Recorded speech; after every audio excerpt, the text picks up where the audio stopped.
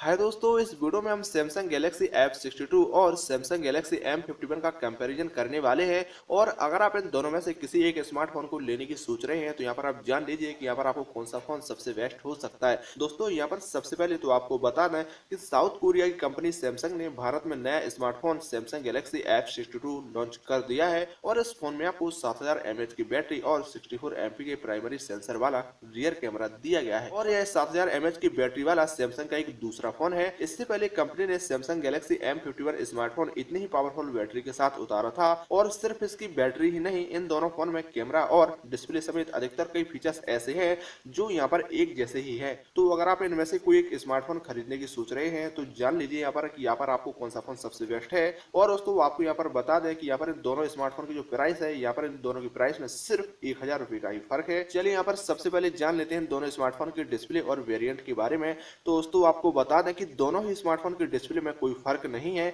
Smartphone में आपको 6.7 inch का सुपर एमोलेड प्लस डिस्प्ले दिया गया है, जो कि यहाँ पर एक फुल एचडी प्लस डिस्प्ले है। और अगर इनके स्क्रीन रेजोल्यूशन की बात करें तो यहाँ पर आपको 2400x1080 पिक्सल का रेजोल्यूशन दिया गया है।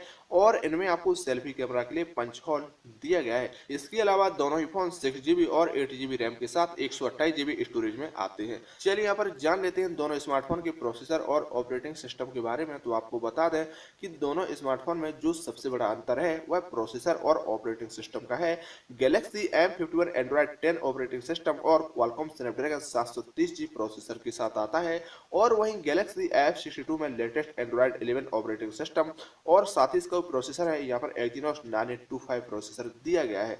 और यह एक फ्लैगशिप प्रोसेसर है जो कंपनी ने पहली बार किसी मिड रेंज स्मार्टफोन में दिया है। इस प्रोसेसर के कारण 20-25 हजार की रेंज में F62 सबसे पावरफुल स्मार्टफोन यहाँ पर बन जाता है। चलिए यहाँ पर जान लेते हैं दोनों स्मार्टफोन की कैमरा बैटरी उनकी चार्जिंग के बारे में। तो आपको बता दें कि दोनों ही स्मार्टफोन का रियर और फ्रंट कैमरा एक जैसा ही है।